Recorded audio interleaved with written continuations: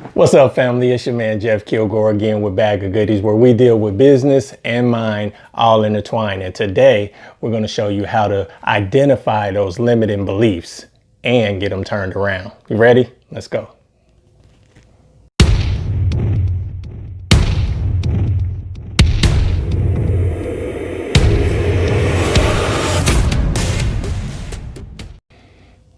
Welcome back, family. It's your man Jeff Kilgore again with Bag of Goodies, and you know how we do it. No filler, no fluff. We're just gonna get straight to the facts, nothing but value. All right, and today we're gonna show you how to identify those limiting beliefs, and we're gonna show you how to get them turned around. All right, let's get to it. All right, now the very first thing that you want to do, you want to examine your life for any limited results.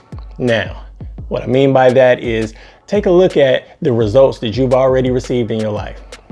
How's your financial situation? How are your relationships? How's your job situation? How is your happiness in general? How is your social life? Everything. Look at your results. Now, if you're like everybody else in the world, you're gonna have some positives, you're gonna have some negatives, you're gonna have some things that you love and some things that you don't like so much. So what you wanna do is take inventory of yourself. You know, I always say that, but take inventory of yourself, examine which results are limited in your life. So for example, money, everybody can relate to this example. If your money situation is not where you want it to be at, it's a limited result. So your money isn't where you want it to be at. It's limited in comparison to what you would like to have or earn. So by identifying that your money situation is not where you want it to be, then it's very, very possible, almost for certain, that there is a limiting belief surrounding your financial situation. In other words, you don't believe deep down within your subconscious mind, you don't believe that you should be earning X amount of dollars per month or X amount of dollars per year. Or you don't really believe that you deserve to be a millionaire, or you don't really believe that you're the type of person to run a multi-million-dollar business. And you're saying, wait a minute, I do believe that, I want that. That's your conscious mind talking, trust me. Your conscious mind runs 5% of your daily habits and thoughts. Subconscious mind is behind the scene running the show 95% of the time. So you just identified a limiting belief, which is maybe deep down, I don't feel like I deserve to be rich. Maybe deep down, I don't feel like I deserve to be wealthy, or maybe deep down, I don't deserve to have a soulmate. Maybe deep down, I don't deserve to have that dream career that I want. These are limiting beliefs. All you have to do is look at your life and it'll give you the blueprint. It'll give you the facts as far as your limiting beliefs. So when you take inventory of yourself, you'll be able to start picking them off one by one. Yep, that's not where I want it to be. It has to be a limiting belief that's holding me back. All right. So take a look at your life and start examining it. And you're going to have to, sometimes be hard on yourself, which leads me to the second one. Be honest with yourself. Now is not the time to be sugarcoating it. Now is not the time to be giving yourself, the false pat on the back. And this is the time to get really critical of yourself and really critical of those beliefs. And you do this by looking at the results in your life. And you have to be real with yourself. No, this is not where I want to be financially. No, this is not where I want to be within my relationships. No, this is not my dream job. This is not my dream career. This is not where I want to live. This is not what I want to drive. You're going to have to get honest with yourself. And it's just you. So it's not like you're announcing it to the world. This is about you. I've been saying it for the last, 2 or 3 videos. Do something for yourself. You owe it to yourself. All right. So we're going to get a little bit selfish and we're going to be all about ourselves until we get ourselves together. Then we can help everyone else. Because if you like me, and if you're watching this channel, you're watching this video, you probably are, you want to help people. That's all. You just really want to help people. But we can't do it to the fullest of our capabilities if we are not complete and we are not where we need to be. So yes, We have to get rid of those limiting beliefs, but you can't get rid of them till you identify them. All right. Now, the very next thing that you want to do is identify your strong beliefs. Now, how do you do that? Again, back to the first step, which is examine yourself, examine your beliefs, examine your behaviors, examine your results. And what that's going to show you is there, like I said before, there's going to be some positives.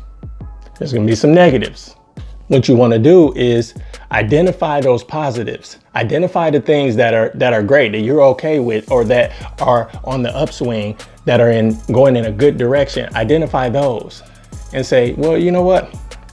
This is, my relationship is great. My spouse is this is my soulmate. I couldn't be happier.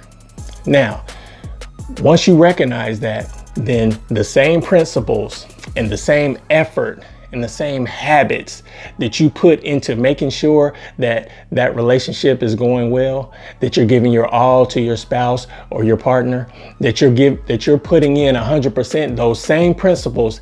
Take those principles, back up a few steps to those limiting beliefs that we identified, and apply those same principles that we use that makes our strong beliefs strong.